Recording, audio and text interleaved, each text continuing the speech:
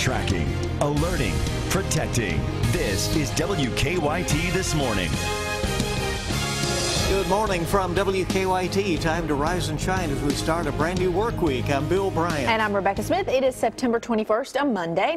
And now at 6:30, a downtown Lexington building is condemned right now. People were forced out of their homes after an overnight hit-and-run crash. The saga surrounding clerk Kim Davis may not be over, as lawyers say she may have violated a federal judge's order. And a couple of would-be thieves get caught by taking the elevator instead of the stairs. And we're looking outside, seeing those 50s. Boys, did a good-looking start to the day. Good feeling start, too. A little cool side for those in the Bluegrass region and also to the north. But you look through the day, mid-70s by the afternoon, a lot of sunshine. We'll show you how long that lasts, and also a rain chance somewhere in your 7-day. I have that coming up in just a few minutes. Thanks, Micah. New this morning, a downtown Lexington building is condemned. Several people are without a home after an overnight crash. And there's still a lot of questions going on there. Someone crashed into a building on North Limestone near Constitution Street. It happened about 12:45 this morning. Now, no one was hurt except for maybe the driver. They don't know about that because that person is on the run this morning. WKYT's Mark Barber is at the scene live now with a look at some of the damage. Good morning, Mark. Good morning, Bill. Police say that the hit-and-run driver was actually in a rental car, so they still do not know who caused the mess here. Now, they say that they took a look at that license plate on the car. That did not help them find the driver, so they say they went inside the vehicle, took a look in there. They said they were able to find an amount of cash inside that car, but at this time, investigators say they don't know what to make of it. Now, we're told that this car smashed into the building here at the intersection of North Limestone and Constitution about 6 hours ago. Several people are now looking for a place to stay this morning because firefighters evacuated 3 lofts inside the building. The ground level storefront that the car punched a hole in is owned by Lexington Pasta. We're told that they had been renovating it for a future business venture. When the car sailed into the store, neighbors jumped in to help. When they saw how bad the damage was, their first reaction was to think somebody was hurt. I figured somebody was hurt, and I was on the phone with 911 as soon as I came out my front door, calling her and telling her what I was seeing, and she wanted to know if somebody was in the car. And the driver of that car took off. Fortunately, we're told no one was hurt. As for the damage here, firefighters, they have sealed the hole in the building. They've roped off the sidewalk in front of it. However, they say even though the building is condemned, they are still waiting for someone with the city to come by and assess the damage. Live in Lexington, Mark Barber, WKYT. Thanks so much, Mark. Also new this morning, police are looking for whoever's responsible for opening fire on a Lexington home. Police say about 18 shots were fired around 2:30 in the morning on Charles Avenue. At least 6 bullets hit a house where 2 women were sleeping at the time. Another bullet damaged a car. No one was hurt. Police do not know if the home was targeted, and they do not have a description of the shooter. The time this morning is 6:33 on WKYT, and a weekend crash killed a woman in Boyle County. It happened Saturday night on Johnson Branch Road. Police say a silver Honda Accord went off the road and hit a tree. The driver, Miranda Greer, died at the scene. Happening today, Kentucky's state auditor will be releasing a special report on untested sexual assault kits. Auditor Adam Elan will release that report in Frankfort at 2 o'clock this afternoon. The state just received a nearly $2 million grant to help clear up a backlog of untested kits. Almost 900 untested rape kits are waiting to be processed at the Kentucky State Crime Lab. We're learning more this morning about a man wanted by the FBI for embezzling millions from his Lexington employer. James Hams pleaded not guilty in the case. He's accused of stealing nearly $9 million from G&J Pepsi-Cola bottlers on Forbes Road. This morning we've learned that Hams, who's been on the run since 2009, spent much of his time on the Appalachian Trail. Court records show that Hams may be negotiating a plea agreement to avoid trial. Status reports in the Kim Davis case are not due into a federal judge until tomorrow, but one has already been filed. A court-appointed attorney for Rowan County Deputy Clerk Brian Mason filed his report on Friday. The attorney says Davis's changes to marriage licenses forms were made in an attempt to circumvent the court's order. Judge David Bunning lifted the contempt charge on Davis on the condition that she not interfere with the issuing of marriage licenses. State police say foul play is not suspected in the death of a jailed Bell County magistrate. State police say Ricky Gooden was in the Bell County jail on Saturday when he had a seizure. He was taken to the local hospital where he had another seizure and died.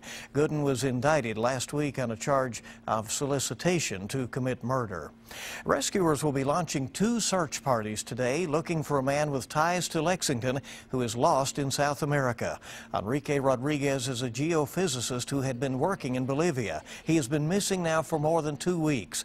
His family says the area where Rodriguez went missing has a lot of edible vegetation. They are hopeful that they will be able to find him alive.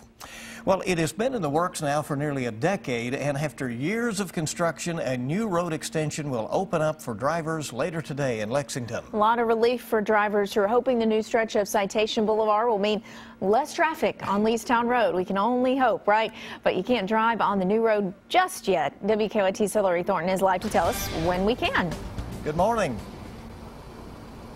Good morning, Rebecca and Bill. Today is a day that many Lexington drivers have been waiting for, especially those who drive through the west part of this city often. Today at 3 o'clock, they will be able to drive on this new stretch of roadway here behind me as the Citation Boulevard extension officially opens up.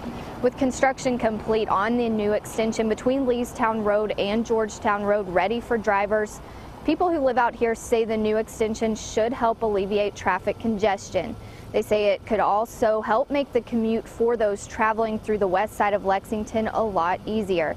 Now, state transportation officials say even though the roadway will be open, there could still be some lane closures in effect from time to time as they finish up some minor work out here. Now, the extension will officially open following a ribbon cutting ceremony that is scheduled for 2 o'clock this afternoon here at the intersection of the new extension and Leestown Road. Then at 3 o'clock, you will be able to drive on this new extension. Live in Lexington, Hillary Thornton, WKYT. Well, today is another chance to hear from experts and weigh in on the future of some historical statues in downtown Lexington. The Arts Review Board trying to decide what to do with 2 statues. These are of Civil War officers John Hunt Morgan and John Breckinridge.